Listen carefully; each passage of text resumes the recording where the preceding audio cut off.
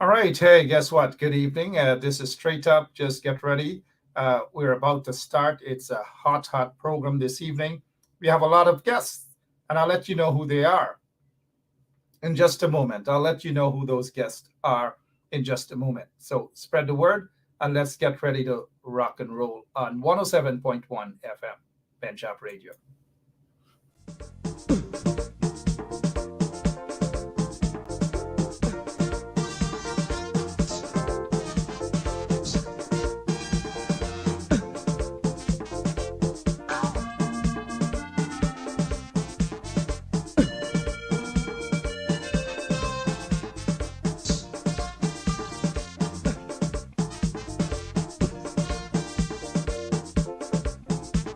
I'm in the mood.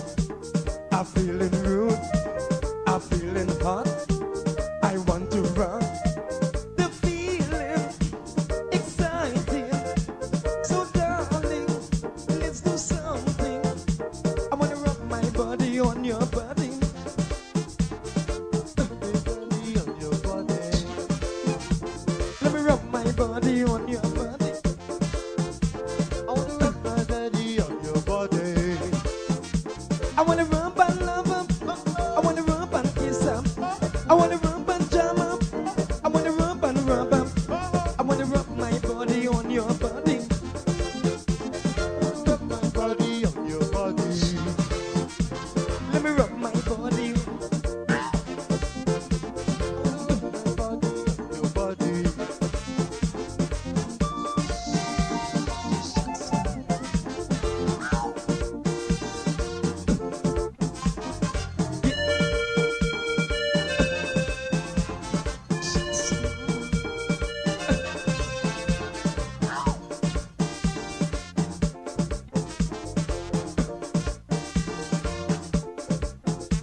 I just get paid. I want to play. The vibes is right. I wanna hug up tight. No time to waste. I wanna work my ways. So come on, babes. Give me a taste. I wanna rub my body on your body. I wanna rub my body on your body. Let me rub my body on your body. I wanna rub my body on your body. I wanna rub and love up. I wanna rub and kiss up. I wanna rub and jam up. I wanna rub and rub up. I wanna rub my body on your body. I wanna rub my body on your body. Let me rub my body on your body. I wanna rub my body on your body.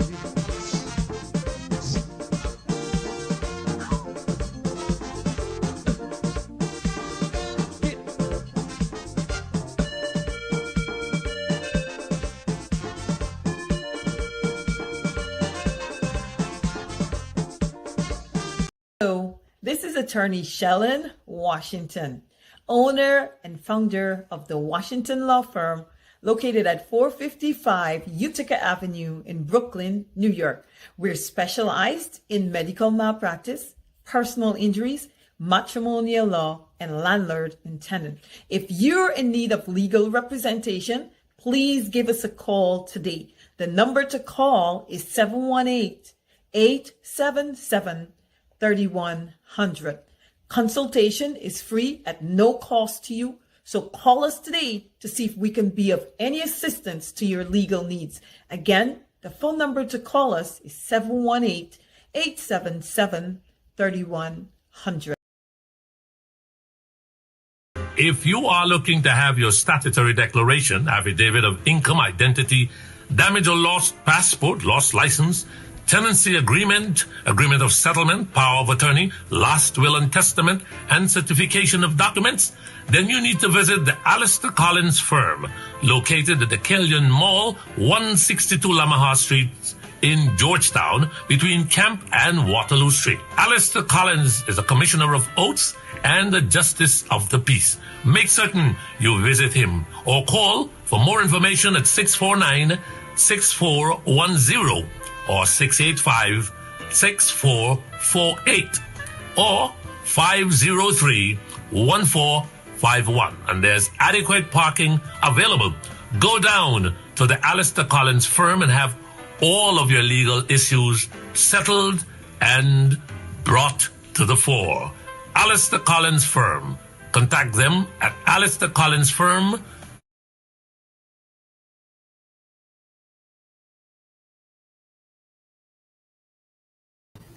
Well, very pleasant good evening. Hey, guess what? It's fireworks this evening, and you know how we do it here on Straight Up, the professional show on 107.1 FM. This is where we deal with serious, very serious issues in a very serious way. So do share the link. You noticed our operator has Andrew's Supermarket, and I heard that they do listen to us almost every night. So good evening to the folks at Andrew's Supermarket and the folks over at the Uniform Store as well out in Brooklyn, New York. If you are on Church Avenue, visit them, go in, buy whatever it is that you're buying, and let them know that you heard it from the Straight Up show on 107.1 FM.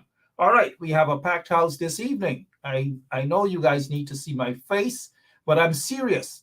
I'm serious about tonight because a lot of you guys probably would be surprised that Brian, yes, I found him. Brian McIntosh is with us this evening. He is with us along with Member of Parliament, Gionarine Ramsarup. He is also with us. We will be joined by the Apostle, Nigel London. A packed house this evening, a packed day, very, very busy day, because tomorrow is supposed to be a busy day, another busy day. But look what, we will take 30 seconds. We want you to share the link. If you don't share the link, let me fix my tie. Thank you so much to our operator. We are going to count on you. And I know that Lemon is watching. He is taking care of the technical side. He is down in the basement. He's doing his thing. And for those of you who do not share the link, we have Brian McIntosh in the house tonight. He will deal with you guys. Share the link, please. We got some serious things we want to discuss. So here's what we're going to do. We'll give you guys 30 seconds to share the link. If you don't share it, you will be suspended from 107.1 FM. We'll be right back. What is the difference between the ordinary thief and a political thief? Number one, the ordinary thief steals your money, your bag, your watch, and your jewelry, isn't it? But the political thief steals your future, your career, your education, your health, and your business. Number two, the hilarious part is that the ordinary thief will choose whom to rob. But you are the one who choose the political thief to rob you. Because we choose them. We vote them. We blindly say we are not blind. Who is deceiving who? The ridiculous part of the whole issue is that we will fight to defend and protect our belongings from the ordinary thief. Is it not? But we fight. All right, so we're talking about the ordinary thieves in Guyana. It got a lot of ordinary thieves, the political thieves in Guyana, filling their pockets. Look, let's quickly touch on, before we get our guest on, let's quickly touch on this. Look, they charged this guy for whatever. Forget about the charges, but they placed him on $3 million bail. You've got to be kidding me. $3 million bail. Three. Not 300,000 or whatever, but $3 million bail. I don't know what's happening, but if you remember when this guy, well, forget it, he's blocked from going to Canada. I don't know if that has since changed. I just don't know, but we can get back to that at some other time. Some other time we will get back to that. So here's what we're going to do. Let's get to this one here. Ashni Singh, former Minister of Finance, along with Brassington. Brassington was head of NISL. They were charged, and now I'm just making this here an example. They were charged hundreds of millions of dollars of fraud, misconduct, allegations, mind you, all allegations. But here's the point that I'm making. When these guys appeared in court in 2018, when they appeared in court, you know what? They weren't released on $3 million bail. They weren't. In fact, After that, look at what happened. 900 million land sales withdrawn. Criminal charges for Guyana, $900 million. Almost $1 billion and withdrawn. That's it. No further charges. But Winston Brassington, who has done nothing wrong because there's no evidence to substantiate that, he is placed on, as of today, $3 million bail. But look at this. Let's go to what the High Court said back then. Starbuck News understands that Acting Chief Justice Roxanne George Wilshire, senior counsel, recently handed down a ruling that the magistrate's court can proceed with the charges against Brassington and Ashney Singh. Now, when a matter can proceed, it simply means evidence must be presented.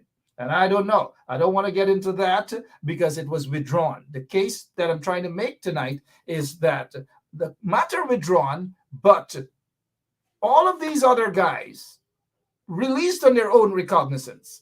But Winston Jordan, $3 million bail. $3 million. Even Irfaan Ali, when he was charged and he went into court, guess what? 19 fraud charges. He was released on his own recognizance. In other words, self-bail. He didn't have to pay a cent in bail. But Winston Jordan, oh gosh, you guys understand where I'm coming from, right? Winston Jordan, I don't know, nothing at all. $3 million bail, sorry. You get the drift. But quickly, let's get to this here. 1 month since the fire report was completed. 1 month. This is what is happening. The review underway before findings made public.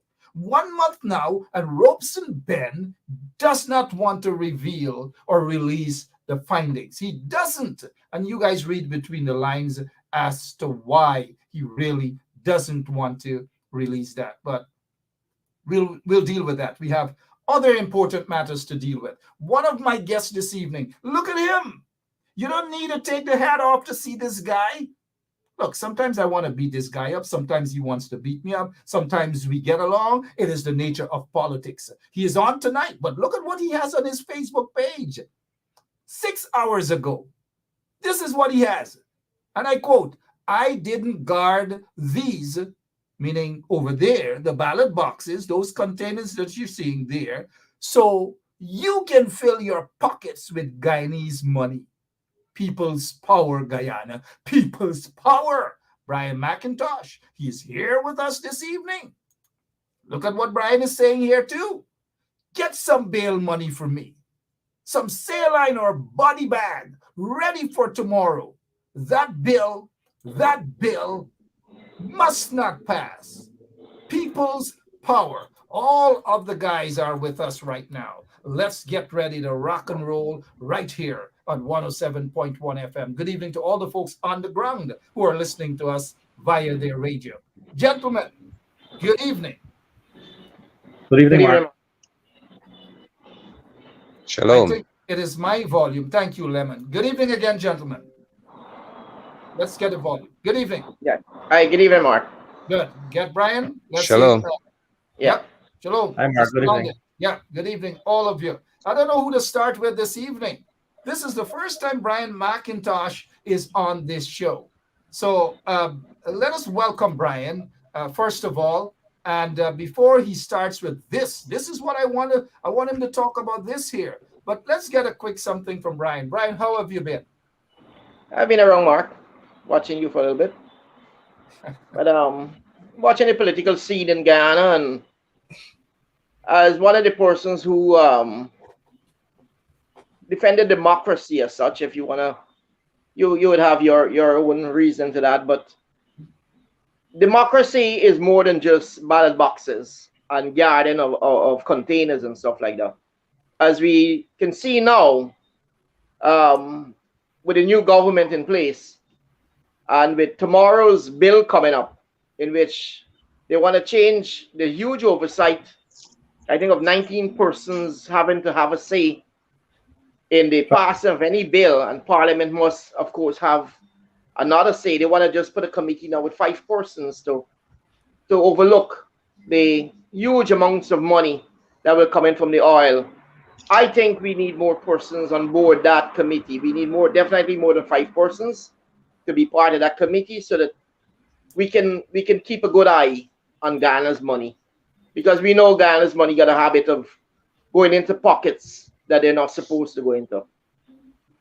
Indeed, and we know that all too well. Brian Max with us this evening, Mr. London with us, Mr. Member of Parliament is with us. So I got some more questions for Brian, but welcome him to the show. And I want all of our listeners and those who are commenting, remember that we keep it real here with the comments, no disrespect or anything. Let's agree to disagree. But if you're going to disagree with someone, be professional about it. Apostle Nigel, welcome to the program. What's happening with this bill? What is your position, sir? Well, greetings and shalom to all of you and to those of you who are listening via 107.1 FM. To the guests who are here with me, it's good to see Brian and the Honorable Member of Parliament. I am despondent. I am extremely upset. I'm livid because this behavior of the PPP Civic Administration is unsurprising. And it's unfortunate that I cannot say that I'm surprised that they're behaving in this manner. It has become the norm. They've started in bypassing basic policies in reference to, and protocols in reference to tenders and tender boards and so on, and public procurement commissions being in place. They just do what they want to do, it seems as if they have Guyana's money in their pocket and they can do what they want to do with it. But this bill, I think, is the epitome of disrespect to the Guyanese society, in that we are supposed to sit back as educated and sensible people and accept the PPP Civic seeking to tell us that it makes more sense to have a larger number of people having oversight of trillions upon trillions of Guyana dollars. It makes more sense in their eyes to have, as Brian said, the president, and that's the most upsetting part for me in all of this, where one person, Irfaan Ali, is going to be vested with power to determine which 5 people sit on the board of directors. And then after that, he will choose some among them who shall be the chairman. I'm already angry. So it may make more sense for you to speak to somebody else. I am extremely livid. I would like, if every Guyanese can take the time tomorrow. Sadly, I'm burying one of my sons in the faith tomorrow, and it's really painful. So maybe that's why I'm a bit irked, even more. But every sensible Guyanese, whether it rains, whether Georgetown is flooded, whatever it is, wherever you are, you need to be on the street so that this administration can know that you are not playing. You know, this is gross disrespect. Apostle London, let me extend my apologies to you. My condolences to you, sir. I didn't realize that you were, my condolences. And again, we agree with what, I'm glad that you've agreed with what Brian has said earlier too in his introduction. But let's go to the Honorable MP. MP, this bill for tomorrow, you will be one of them sitting there in Parliament or outside with the people. Let's hear from you, sir. Thank you, Mark, and good evening to my 2 colleagues there, Brian and Nigel, along with our viewers. Look, this thing, I'm really happy that Brian has come to realize what really these people are and who they are really. Sometimes it's good to witness what they can do. The replacement, Brian, is 22 members that we had in our 2019 Act. So that is what they're replacing with the 5-person members that will be picked by the president. And let me point this out, as Nigel has the same problem with the president being the only person that will determine everything. They are politicizing this thing, this act. They have a problem, as you see the press conference today by Ali. They have a problem with the minister has the power, but the minister doesn't function by itself. The minister in our Act 2019 have the oversight committee. It also have an investment committee that will be advising him.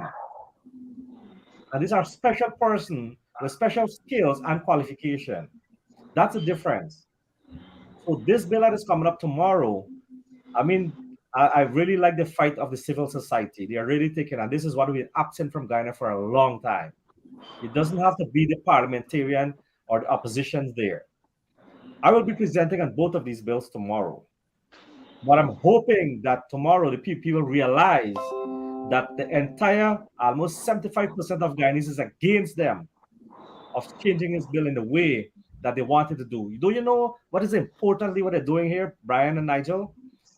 They are removing a clause that as soon as this bill passed tomorrow with a one-seat majority, they're going to withdraw all that money, 500 plus million from that account. And they will bring it to Parliament to approve in the budget with a one-seat majority again. So where is the transparency and accountability in this? Exactly. That's the question. That's the question people are asking. Where is the transparency? Where is the accountability? There isn't any, none whatsoever. Brian, you have stood there. You guarded ballot boxes and so forth, regardless of our interpretation, whatever, to ensure that these people were placed in office. How does that make you feel now that they have gone in the opposite direction in terms of practicing what they preached about? In a way, Mark, we're talking two different topics because democracy won elections, dealing with elections, and what happened in 2020. In 2020, March of 2020 to August of 2020, I didn't put the PPP in power. I didn't assist the PPP to get into power. PPP had their votes. We got the votes counted. There was a recount. The numbers came out. They had the majority of numbers according to the recount. The officials did their business to put them into power. Some people would say that I assisted the PPP to get into power. I didn't assist the PPP. They did their work. The election commission finally did their work, and they came up with a winner. What we're moving on in life as in everything that we do. We move on in life. We're now moving on to another stage of democracy here again, in which the rights of the people are being trampled. The monies that should have been placed with the people of Guyana will suddenly only be placed with 5 individuals who will have the ultimate right to decide what will happen to that money. We have a situation in Guyana where we know massive corruption has been the norm for many years.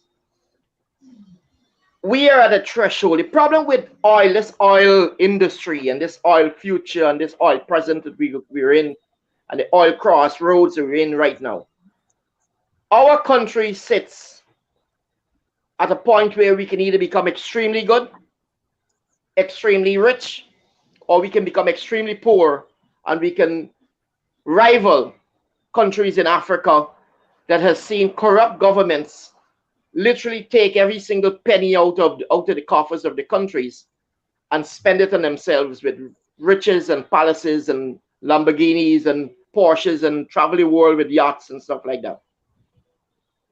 We want the money created from this oil wealth to be shared with the people of Guyana.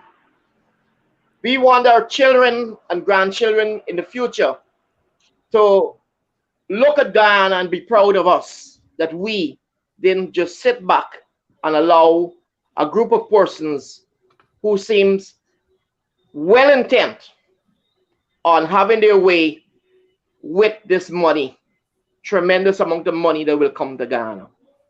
We're talking billions of US dollars over the next 20 years.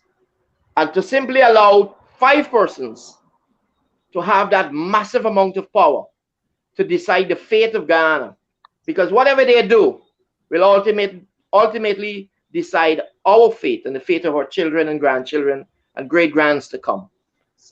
We can either use this wealth, use the money generated to better the lives of every single Guyanese, or as we have seen with the huge amount of resources that Guyana possess, the diamond, gold, minerals, uranium. Now we actually have uranium found lately in the interior.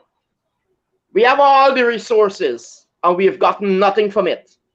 We, the people of Guyana, are forced to pay the taxes to run this country, even as massive amount of resources are taken out of Guyana on a daily basis. If you pass by Monish Wharves on Water Street, you will see containers upon containers of top grade quality, high quality lumber being shipped out to Guyana. Apparently, we get nothing from it because whenever you talk about lowering the PAYE for Guyanese workers, you suddenly hear that there'll be a shortfall in taxes for Guyana to run the country. Now, I want to know, how come we, the people, always have to foot the bill with the tax bill, yet we have the foreigners in Guyana ripping out our resources, taking away all our resources, and we don't seem to ever benefit from them? Where are we gonna go? Are we gonna simply sit back and allow people with a known track record for doing very little for Guyana?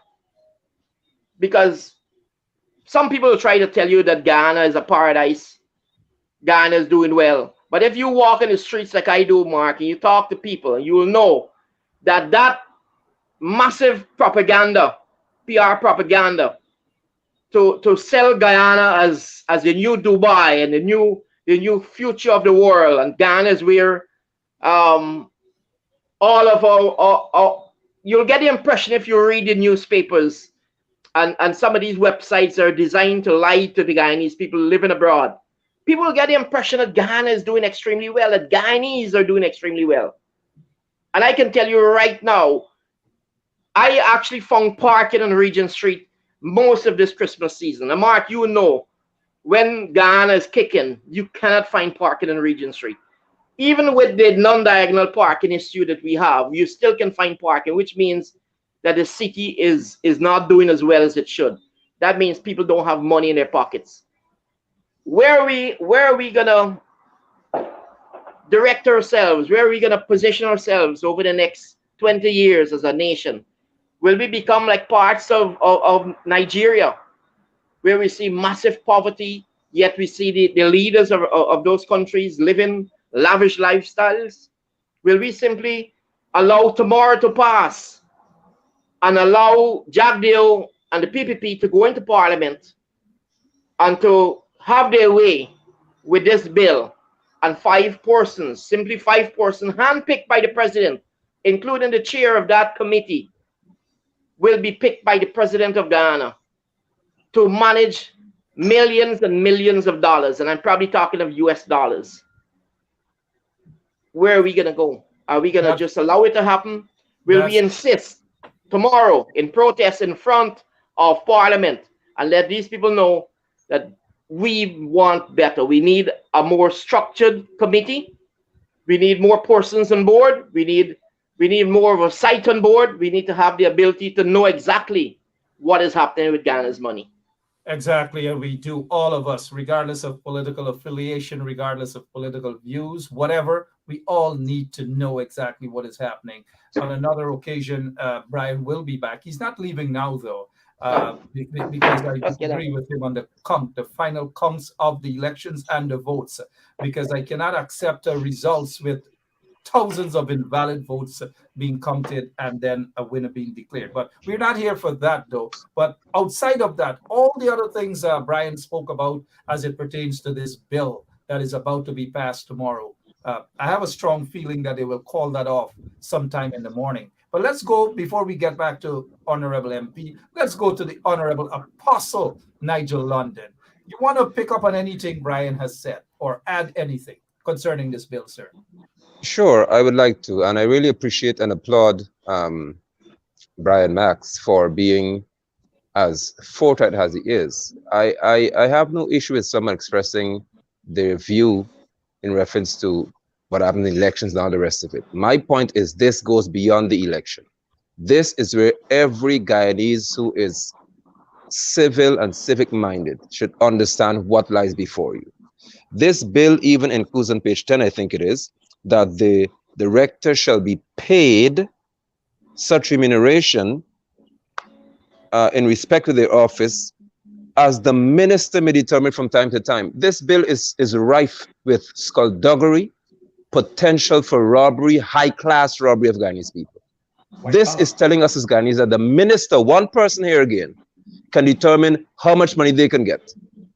What is going on in our country? What is happening to us? There has to be, in my view, shock and awe to this administration for them to understand that you are crossing some serious lines here.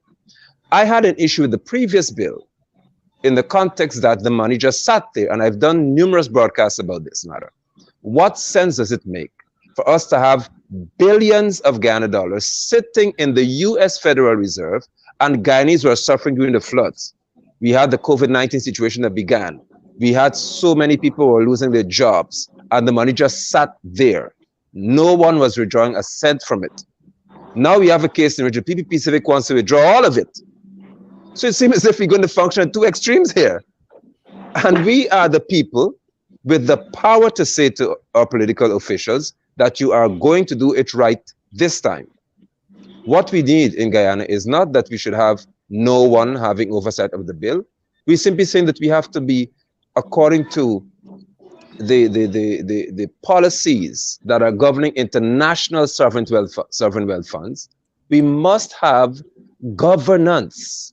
That is the most critical aspect here. Good governance of our sovereign wealth. And it is not good in reference to governance to have one person, I don't care who the president is, there should be no president in Guyana whatsoever who determines autonomously that these 5 people that I choose will be responsible for all of the wealth in reference to sovereign wealth.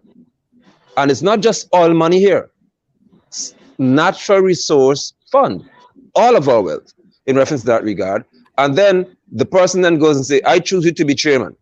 Then the minister who he would appoint will say, okay, then I'll give you all $5 million US, and Guyanese just have to sit back and accept this. This is unconscionable, my brother Mark. It is disrespectful. It is highly outrageous. Beyond disrespectful, highly outrageous. Good evening to all of you who have now joined us. Yes, Brian McIntosh. Brian Max is with us this evening. He is talking a good talk, and I appreciate what he's saying. I appreciate the fact, put aside the little differences, that he's standing up for what is right, not for himself, but for all Guyanese. Look, this is what Brian is saying. And we know, and I know Brian, once Brian says he's going to be out there, he will be out there. Brian is saying 3 hours ago or so, get some bail money, some saline or a body bag. A body bag meaning he is ready to die tomorrow for that bill. He's fighting against that bill. He is saying that he is ready to die.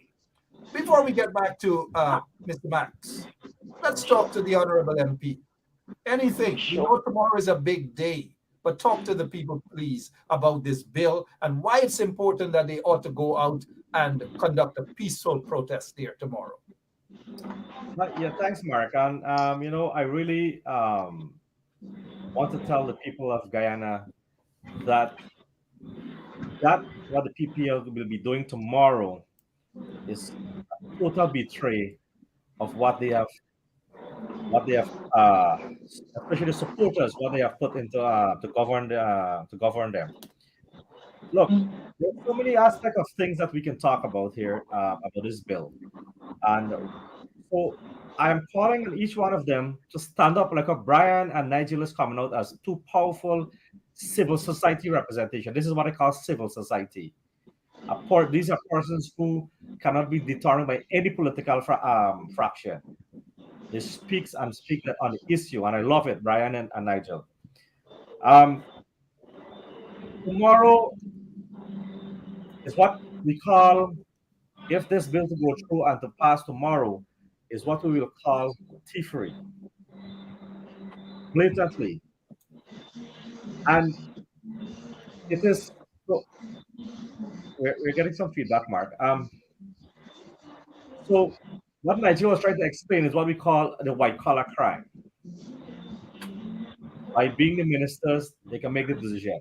Now, the president today speaks in his press also, is saying that they're working with the manifesto promises that he had. Now, what is stopping them from putting another $200 million US in the Skelton Sugar Estate factory? What is stopping these people from putting another $100 million in the specialty hospital that they had? You remember the specialty hospital? What is stopping them from putting more money into the hydro project?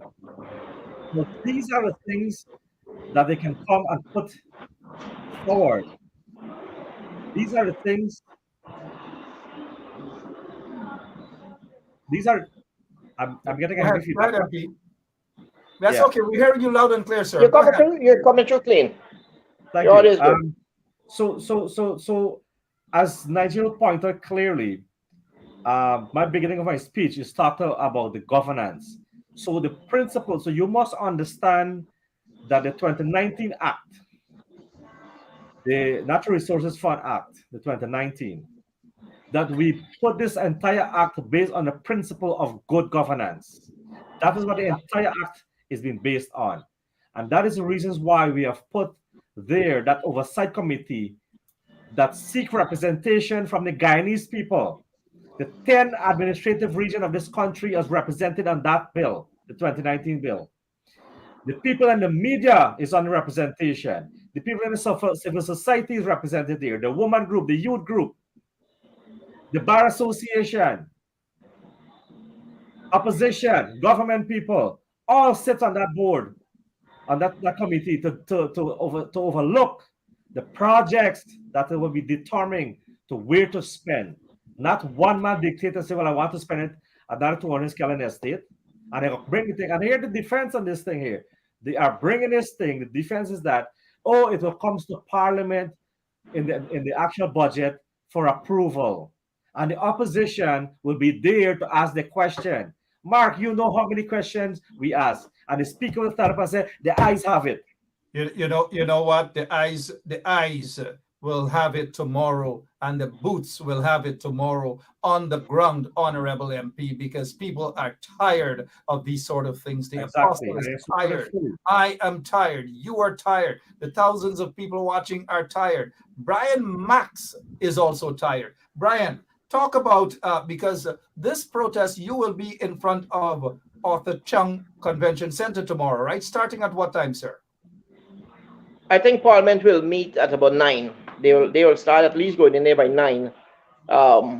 We expect to have people on the ground there way before 9 o'clock. Probably at 7 o'clock. I'm going to be there from 7 to do a live broadcast from there, and to get the views of thousands and thousands of people who will be out there to demand a more transparent setup to overlook an oversight committee as such, to overlook this massive amounts of money that will be handled by this committee. And I expect that the Guyanese public will put politics aside. Just put politics aside, put political preferences aside. This is not about PPP or PNC. This is about your country. This is about your future as a nation, as a people. We must at some point start to stand up in this country and demand that we, the people, must be treated better. We, the people, must be consulted on these issues. It is too important to simply sit by and allow a group of persons to simply dominate this committee and then have the power to spend money as they wish on any project that they want to do, and with very little oversight by any other individual or any other entity looking on at what is happening. We know how money can be wasted in Ghana. We saw $200 million wasted completely on a white elephant Skeldon estate. We saw Fifth Motilal given $10 million to build a road to nowhere. 50. We have Amelia Falls, the Amelia Falls project coming up again. Yet that area for 3 months and 4 months of the year, no water flows down that waterfall.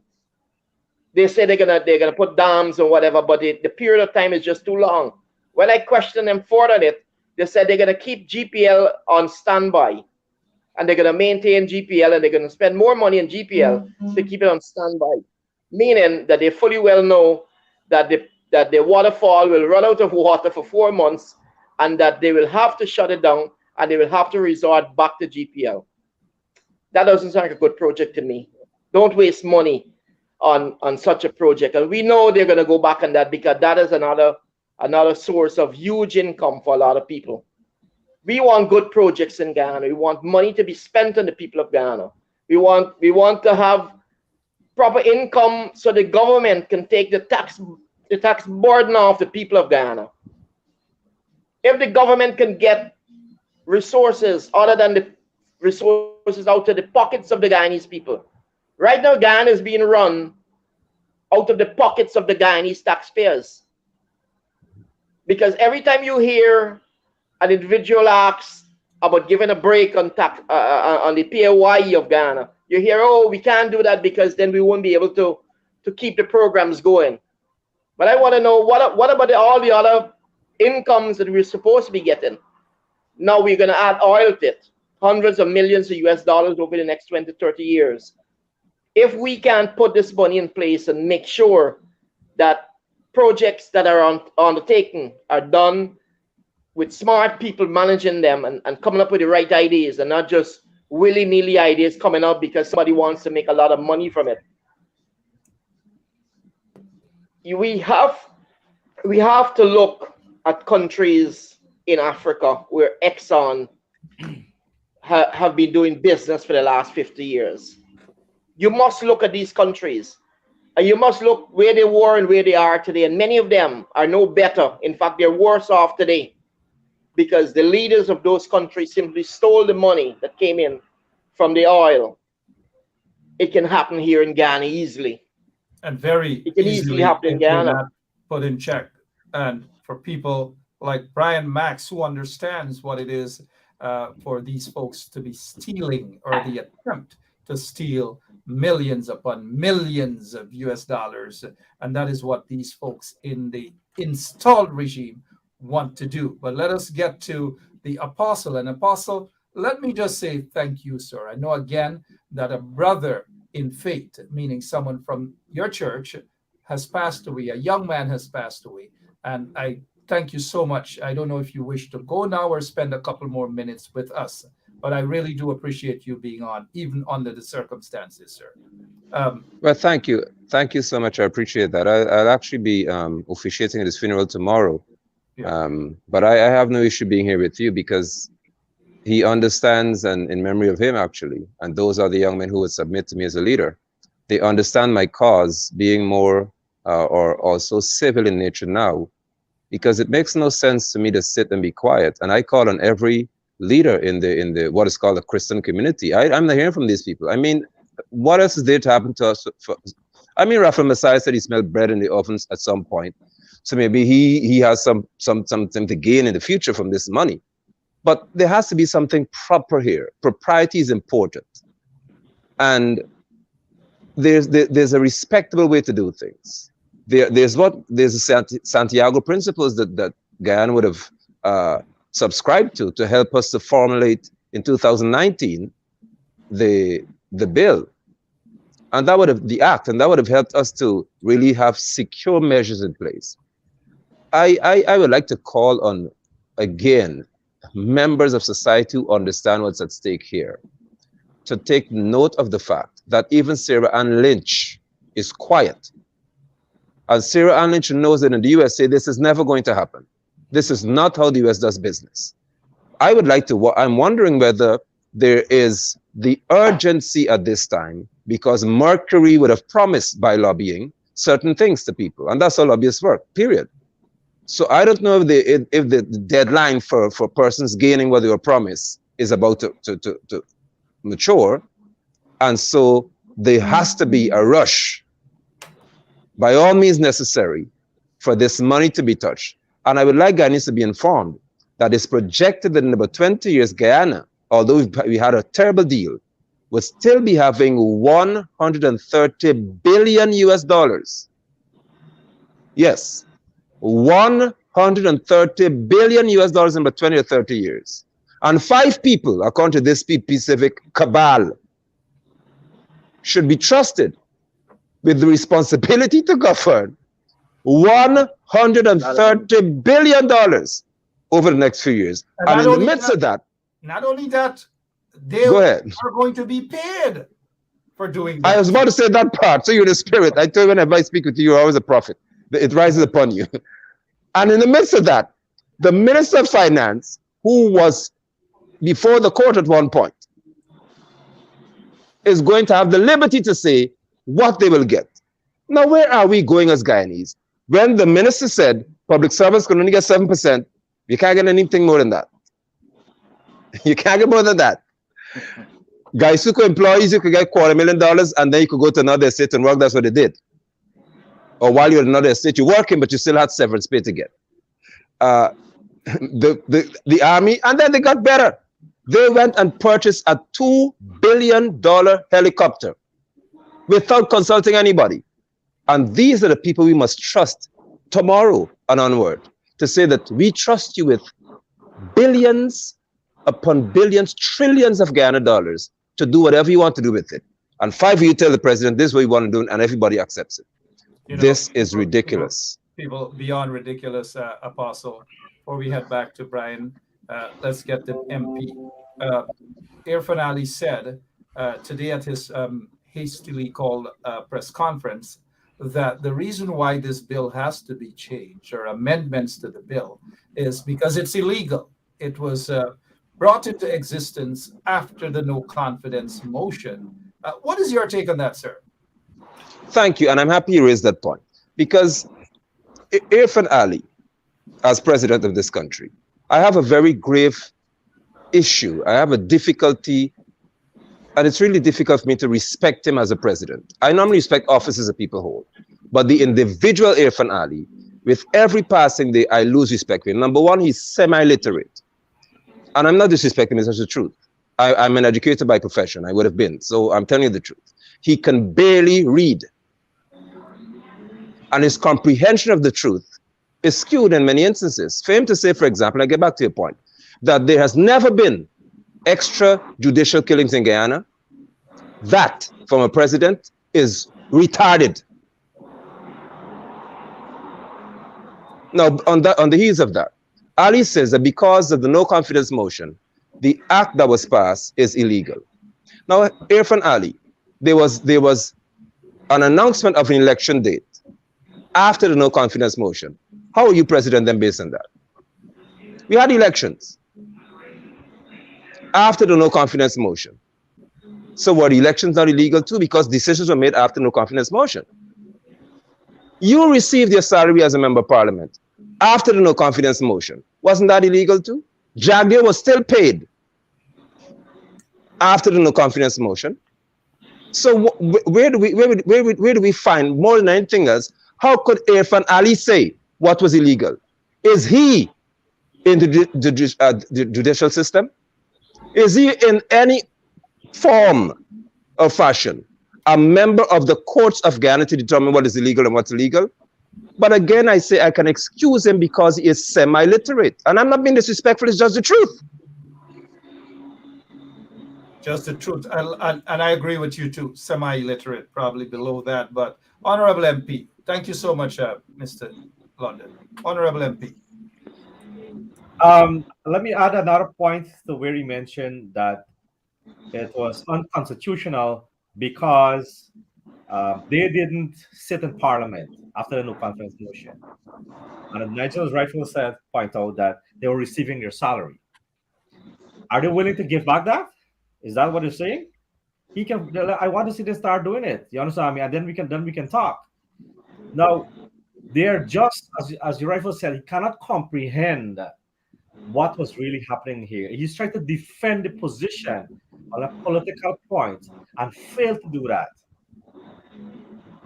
So it is impossible. You can't just come and say this is unconstitutional because you want to tell me that we can walk out tomorrow on both bills and it becomes unconstitutional? Is that what he's telling us? So his comprehension, like rightfully Nigel pointed out, is beyond something else, man. You understand? Look, we spoke about the ABCE countries, and they're very quiet on this issue. But I think they're listening, and I think all international bodies are listening. But what is surprising to them is the stand-up of the civil society today in our country. You understand? The Article 13 group, Brian Max, Nigel, you understand me? You have the natural sorry there's another development, the one that signed the petition for the court. I can't remember that organization name, but something of development, right? These organizations stand up. I see people are coming tomorrow to stand up against this thing, and I fully endorse that. And this is what people power. Brian right to put that thing is people power. Guyanese people have to realize the power they have in their hand and don't depend on politicians to make all the decision. Many people are calling me, what are we doing tomorrow? Are we protesting tomorrow? You have your right to come out. I will be standing in Parliament tomorrow ready to do my part. Honorable MP, let me give credit to the folks, not the politicians who's making this happen. Not the politicians. The politicians are saying they're going to Parliament to do their part.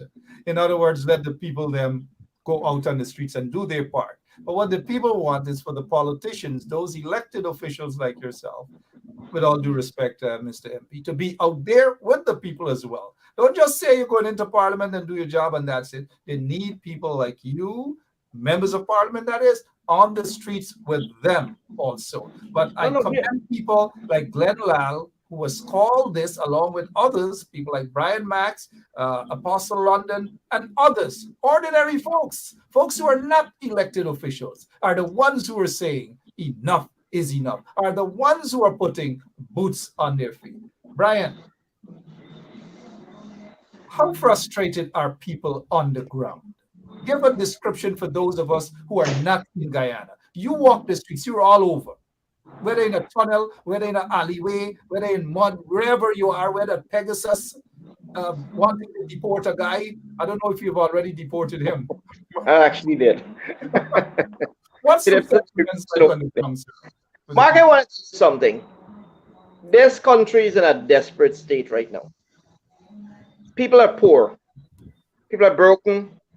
This Christmas is the bleakest Christmas Guyanese have ever faced. I'm talking the ordinary people. Of course, there are people with millions and millions of dollars as well. But I'm telling you, the ordinary Guyanese people. Because of the last 2 years, we've been under COVID and you had elections and all the hardship that came with that. And then COVID came. And a lot of people lost their businesses. A lot of businesses were closed. A lot of people lost, girls working in hair salons, working nails. Barbers lost their income. Taxi drivers lost their income. A lot of people lost their income. And this government came in without realizing how much pressure the average Guyanese is facing. And they have done absolutely nothing other than share out some $19,000 for school kids and the $25,000 flood relief that a lot of people didn't get. But people are literally suffering. When you talk to people, they are literally suffering. People are calling me every single day. And Brian, can you assist with some grocery? Brian, can you help with? I mean, there's so much I can do, and I've been trying to do my bit. I'm actually going to restart the soup kitchen very, very soon as an incentive as a method just to help people out. And I'll be doing it in the Smythe Street through Leopold Street area. We actually have a location there. We're going to build a kitchen now, just to help out and to put a hot meal into the bellies of hungry people, Guyanese people, good people who simply cannot make ends meet right now because they have lost a lot of their income. Many of them are still only working half the week. And this government doesn't seem to realize that. You have gasoline with 25% markup, 25% tax on gasoline, which means every time you put $1,000 in gas in your vehicle, $250 goes to the government of Guyana. Surely they can reduce that down to 10% and just take on every $1,000, $100. They sell hundreds of thousands of gallons of gas, so they make a massive amount of money by garnering 30% of that money from hard-pressed Guyanese. If you can lower transportation costs in a country, it immediately helps to get the economy moving somewhat. You have a situation in Ghana where persons in the people who pay taxes, you work for people working for $85,000 a month, they're still losing $12,000 and $15,000 out of that tiny amount of money to taxes. and then you take that money now and you go to the store to buy something and you got 14% VAT is applied, is taken out of your out of that tiny amount of money. And on every product that you find in the supermarket, there's a 30% tax on the wharfs when the goods come into Ghana. So you got 30% tax on the wharf, you got 40% on VAT, and then you got 20% after $60,000. People losing another 14,000. So out of the Guyanese $1,000 that they have in their pockets, they've already given the government 44% of that. $44 out of every $100 is taken away in taxes. We have the most burdensome tax system here in the Caribbean. We pay more taxes than Trinidad. We pay more taxes than anybody else, and yet we work for the least amount of money in the region. And yet a government who cannot understand that its people that their people are under pressure. You cannot understand that your people are begging you for assistance, a break. Give us a tiny break. And the minute on my page, the minute I mention, let us reduce taxes, you got a lot of PPP trolls jumping down, coursing out, oh, what the PNC did. This is not about what the PNC did. This is what you are going to do to help your people. And if you think, Mark, that it's only black people in Ghana, the Afro-Guyanese who are suffering, I can tell you, the Indians in the PPP stronghold areas are calling me every single day and they're complaining. And yet you have this government that have gotten so accustomed to being rich.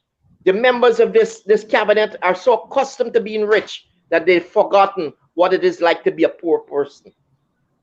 And if you as a government, if you cannot understand what it is like to be poor, then you cannot govern a country effectively, because you only govern for the rich, as we've seen this government doing. Well you have to have compassion and love for your people. Compassion and love for your people is not about putting on some lights on Main Street to show off, or than putting on some lights on Main Street. You have to think about your people and how can they put a meal on their table.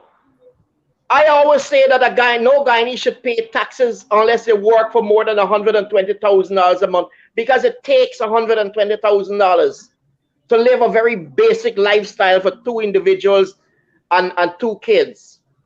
So if you're taking taxes out of... I'm sorry about that. We lost Brian Max. Hopefully you will rejoin us shortly. Sorry about that. I can listen to Brian for another 10, 15 minutes without interrupting him, because he's speaking there, and I want to ask him, he should return. Hopefully his connection will be back up and running, and we will close off when Brian comes back, because I want to ask him this question about regrets that he has concerning the sort of fight for quote unquote this sort of democracy, to put these kleptomaniacs in office, install these kleptos. Every day, the corruption upon corruption. And I understand where Brian is coming from. His heart is broken because of what he's seeing. But lots of us saw it, that those political vagabonds in the PPP were not willing to change at all. And in other words, they tricked people like Brian McIntosh into believing that they will change this time around, that they will go out and represent the people. It just took Brian and others a short while before they picked up what these kleptos are about. As we seek to close the program off, hopefully Brian is going to rejoin us. Let us get closing remarks from Apostle London. Thank you. And again, I'm always grateful for your invitation. And there are very few circumstances under which I would not share such a platform with you, because you're a very fair-minded person.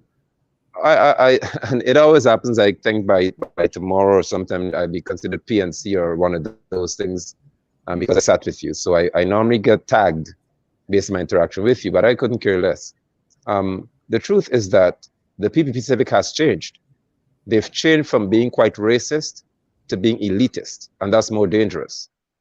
In this era of the PPP Civic Administration, they do not care even about their supporters. They care about the oligarchs, about the wealthy people. They are creating a class in Guyana of elites where in their mind they fit into the super wealthy. And unless you are among that group, you are nobody to them. You are just going to be used as a pawn. So in their support base, they will do very little for them until or unless an electoral period arises again, and then they just give them some handouts and know what happens. So this is a perfect opportunity for Guyanese to wake up and recognize the ploy. You are being surrounded for the greater part by people who are Guyanese in leadership, but they want to treat you as though you are just property of theirs. They can do what they want to do with you, and you have to accept it. We have had enough of this. This is the opportune moment for Guyanese to arise and cause a drastic change to occur in this nation, in which the PPP Civic, and I dare say, even the opposition has to be very, very careful as to how they treat the Guyanese at this time, because the opposition must be willing as well to stand vehemently against this draconian, destructive, dangerous cabal, and let them know that things have to be better. I must publicly at this forum commend Mr. R.B. Norton, because I am certainly encouraged, although I'm not a member of PNC or this thing, I'm encouraged to see his courage and his zeal to fight. And that is what Guyana needs. Persons who are prepared to stand against this administration and let them do what is right. To the members of parliament, I know that you're not supposed to be showing up your hands in public, so I would not think you come out tonight and say you're going to protest or what you're going to do. But what I'd like to think is that by tomorrow morning, every Guyanese will see that those who were elected, I don't know of any one of y'all, but I believe that people should see you people standing in front to say, we are going to be the first chain in this line right here, the first link. And we prepare to deal with the police force and everybody else, because this will affect us all. Again, I say to you, Mr. Benstrap, thank you. And to the Honorable Member of Parliament, I appreciate your presence. To my friend Brian, I call him friend in the context that he shares the passion that I have. We don't care who likes us and doesn't like us. That's a friend. I could deal with somebody like that. So thanks again to your viewers. I appreciate and all of your sentiments and condolences that you offered. I'm grateful. Thank you. And thank you so much, Apostle. Thank you. We see a couple of the trenchies coming out. They're hurt. Let's hope everything is okay with Brian. Max said quite a mouthful this evening, and putting aside the political disagreement, but people do make mistakes. He has admitted that he made a big blunder, because these people are a bunch of kleptos, and he is willing to die. He's walking with his body bag tomorrow. He's willing to die for that bill not to be passed tomorrow. And Brian Max is serious. He is willing to die. Your closing remarks, please, Honorable MP. Thank you. And before I start my closing remarks, I wanted to express my condolences to Nigel for your one of your brother that passed. I must say that. And I've listened to Brian and Nigel, and I think they're both calling me on the line. And I wanted to tell Brian that I will go with him tomorrow and read my speech in front of the Parliament tomorrow with him as he go live. So I will be there, Nigel, and I'm going to finally make this decision and tell my chief whip that I will be outside, and they can call up, set up a microphone outside with the people if they wish for me to speak in Parliament. As I stand on this one here, from a call from my two brothers here that of a civil society, and many of my friends also, before I becomes a member of Parliament, has wanted me to be for the people of Guyana, especially the poorer class, because many of them, as mentioned, you know what? Because I've came from that level, that I understand the cries and the fight and the needs of the people there. And if we are going to stand tomorrow to debate this bill, to have it passed in Parliament, then I'm seeing that these people who want me to be representing them but we suffer more beyond. And Brian mentioned a very important point before he got cut off, is that not only in the African communities, but is in Indo communities are feeling the squeeze. But the difference is that they are afraid to come out and speak. Sometimes I feel that the PP have a transport for these people, and I can't really understand that. If something is bothering you and this is PPP, you call them out. If and Nigel, I hear you. I hear you. I hear you. In terms of the APNU and the way they treated the people, I want you to observe that we are some new line of parliamentarians, and we wanted to make a difference. We have been around the entire country. We have been in and out and being supportive people, but we have some restriction with the COVID-19 that sometimes put us behind the back burner. Because we also have families that we have to protect, and then the Omicron is coming. So sometimes, but we have to take the fight at our level, and anywhere you go, we have to take this fight. So I am really wanted to say that I will be there tomorrow at the front line there to show my support and to ensure that what's going to happen, because I don't think people understand, Mark, and I want to close with this important point, is the resource course. That resource course is very serious, and we are going to head right there anytime this bill passes. Anytime this bill passes, we are going to head right there. We have been, and this is not a prophecy, you know, this is a warning. This is a warning by educator, by expertise and experts. This is a warning. The AP and AFC government, when they have did the 2019 Act, we have adopted a model. Of course, we had the San Diego principle and so on, but we have adopted a model of the Norwegians, Norway. Norway have invested 90% of their money in 27 countries around this world. And they created something called a pension fund. So the money works for them now. Can you believe this if I tell you that each citizen in the future generation have an excess of $200,000 right now? And there are just about 5 million people, because they have developed that fund to become sustainable. And that investment committee that will be controlled by the one man that Nigel spoke about, if they don't put that money into those areas of investment globally, you're going to have an overheat in the economy locally here if you don't do that. Meaning they will have hyperinflation. That is what we call an overheat of an economy. So I want to leave this here with you, Mark. Thank you. We appreciate that, MP. We appreciate you taking time out of your busy schedule. We appreciate the fact that you have promised to be there with the people on the ground. I hope the other MPs who are watching would understand that to go in Parliament and sit there is not being with the people out there. And I hope good sense will prevail, because people want their members of Parliament, boots on the ground, to join them, to hold hands with them. And if the people are going to be tear gassed tomorrow, let MPs be there with the people too. I'm not saying they should be tear gas or whatever, but whatever happens out there with the people, the members of Parliament should be there as well. Don't go in Parliament and be shielded.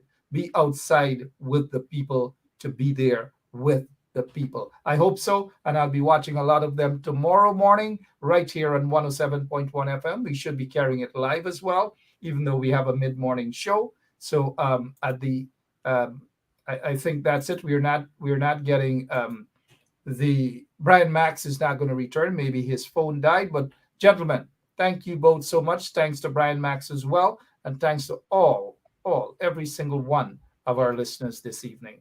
Thank you, gentlemen. Thank you. And again, condolences to you, Mr. London. Thank you. All right. So in closing, tomorrow ought to be a good day. You don't have to be in Georgetown, and this is my opinion, mind you. You don't have to be in Georgetown to protest. You can protest in Linden if Mr. London is going to be protesting. I know he will be busy, sorry, at the funeral service, one of his church youngster that passed away. Condolences to the family as well. But there can be protests in Linden. They can be protests in Berbice. They can be protests in Region 9 or even wherever. They can be protests all over the country, where people just come out in front of their homes and knock their pots, knock their pans, or whatever. If they want to sit down and play cards on the roadway or on the bridges, it is okay. Those things happen. Now, I know when those things, those forms of protest, they're mentioned on the show, they get upset. The PPP get upset and they say, look at what Benchap is calling for protest and violence. And I don't have any problem with them saying that at all. Protest actions are protest actions. And nothing is wrong with a group of people going in the front at the head of the Berbice Bridge and block it. Nothing is wrong with that.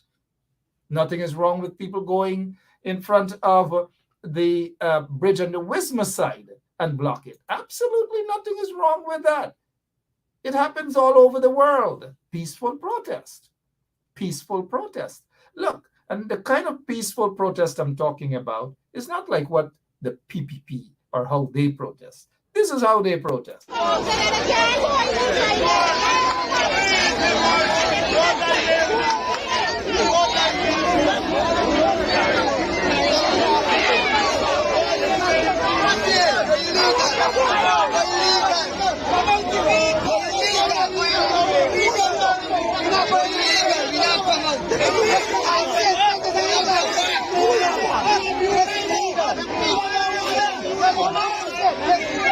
Now you saw that, and that is how they operated. What if the people return that favor to them tomorrow and prevent them from going into parliament? Look, I'm just asking a question. What if the people return that favor to them? I'll see how tomorrow is and what comes out of tomorrow and how the people will shut the country down. Glenn Ladd is going to be out here early. Brian Max is going to be out there early. Others are going to be out there early. This is a protest that is called upon by the people, private citizens, not elected officials or the politicians. But I've noticed that the politicians, some, have promised to join with the people.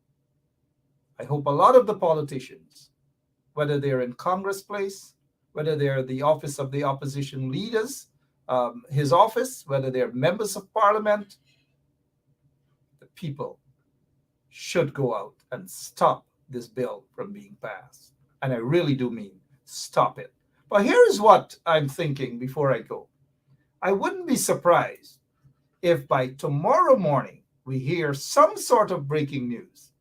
And when I say breaking news, listen to me. Listen out to me, please. I'm talking about this sort of breaking news, that they have decided, and now let me write the script and I'll fax it to Irfaan Ali. I'll write a script, and this is what Irfaan Ali would quite possibly say tomorrow, that they have decided to adjourn the bill because what they want is proper or more. They won't use the word proper. They will say more consultation with the people. And they will give a delay of this bill. I'm hoping that I'm correct on this, because as Lemon would say, we don't sleep when it comes to politics. We're always back on the drawing board. So as soon as this program is over, we're back on the drawing board again. We do not sleep. And I hope the MPs and the opposition side can understand that you don't sleep in politics. Why do you think these presidents of the United States, as soon as they leave office, they get old, they get gray, and all sorts of things? But you don't sleep. Opposition members do not sleep. But here's what's going to happen. He's going to say they are going to give this because they want more consultation with the people, wider society, civil society, and all these manner of things. Do not be surprised by that at all. So I'll write this speech and I'll fax it over to Irfaan Ali. I'll text it to him, and I want him to read it and put this bill off from being passed because the people are fed up. All the people are fed up. But one of the things I want to remind them, and I'll leave this, if they think they're going to send police out there to shoot peaceful protesters, it is not going to happen. And if the PPP does that, if they order the police to go out and shoot people, tear gas people, or shoot them with pellet bullets, and all these sort of things, people are not going to sit by and accept that. So I'm putting them on their guard on that particular issue, because people are not going to sit down and accept that as they did in the past under a PPP regime. This message is for them if they go that illegal route. This message is for them. God bless you. God bless that beautiful country. Until tomorrow, morning, midday, afternoon, night, whenever we come on, tune in to 107.1 FM. So long.